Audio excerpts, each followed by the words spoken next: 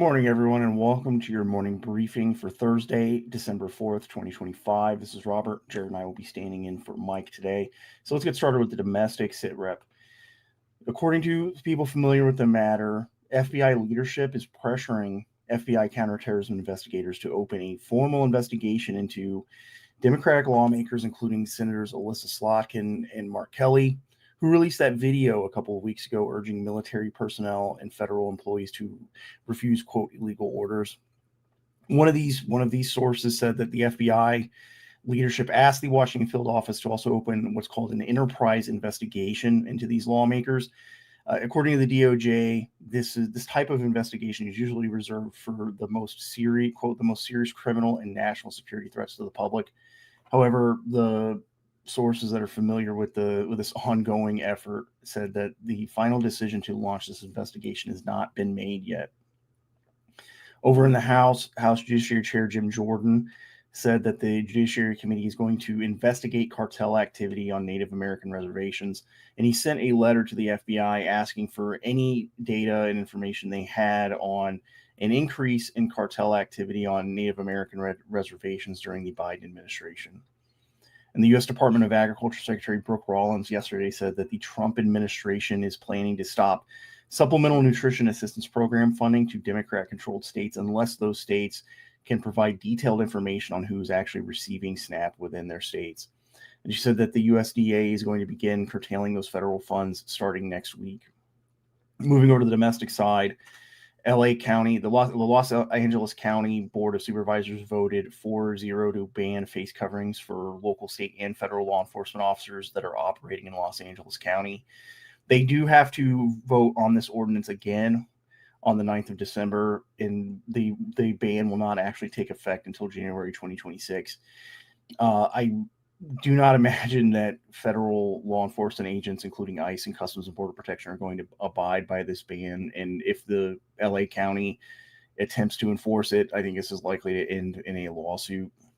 That the Trump administration has been pretty successful with these lawsuits, especially at the circuit level and emergency shadow docket suits with the Supreme Court. And then finally, the Wisconsin Supreme Court ordered that 2-3 judge panels from the state courts should have to take up lawsuits from some voting rights groups that are arguing to overturn Wisconsin's congressional map.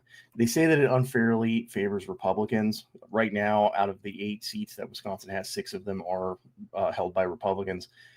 A conservative law firm yesterday called Wisconsin Institute for Liberty and Law filed motions to intervene in this decision. They're arguing that the lawsuits should be dismissed because the elections are less than a year away. I think that this lawsuit is likely to be appealed to the state Supreme Court, and if it is allowed to move forward, if the map is allowed to be changed, it's possible it can move up to the federal Supreme Court. And what's called the Purcell principle, I think, is likely to play a role here, and that's the legal doctrine that courts are not supposed to intervene in cases related to elections when they are close to those elections. So I'm keeping an eye on how this lawsuit moves forward. I think right now it's unlikely to affect the 2026 election, but it could, if it is allowed to move forward. Yeah, I think it's likely to affect the 2028 election. And Wisconsin will be forced to implement a new map ahead of the 2028 presidential election. We're moving over to the international sit rep. Jared, if you could take us through your items, please. Absolutely. We're going to start off here in the United States. The U.S. raised the bounty of one of the leaders of Trinidad and sanctioned 11 more entities affiliated with that gang just yesterday.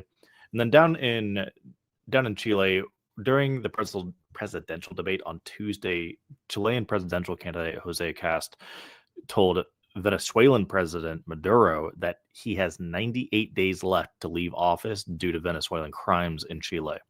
Now, that 98-day timeline, Cast is referencing the Chilean presidential inauguration date, which is 11 March 2026. Then over in Vietnam, Taiwan's National Security Bureau director claims that Vietnam sent a frigate through the Taiwan Strait. Taiwanese defense experts are claiming that this signals an alignment with other partners and political coordination with the United States. And Vietnam's defense ministry didn't respond when asked about this, but they did confirm that that as of the 1st of December, they have a warship visiting one of China's northern ports. So it looks like they likely did transit that waterway. And lastly, Reuters claims to have seen intelligence reports from a country in the region indicating that there are currently more than 90 Chinese ships underway in the Asian Pacific from the Yellow Sea all the way down to the South China Sea. I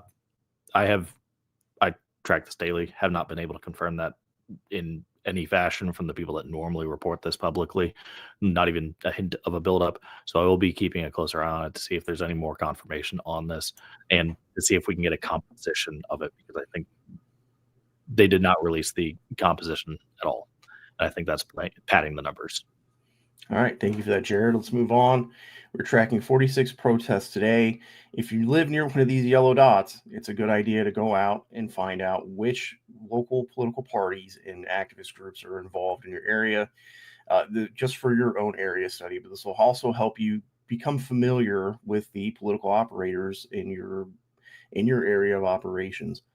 Moving on to the high side, we're going to talk about the beginning of the official announcement of the New Orleans, Louisiana surge. DHS has changed the name from Operation Swamp Sweep to Catalua Crunch.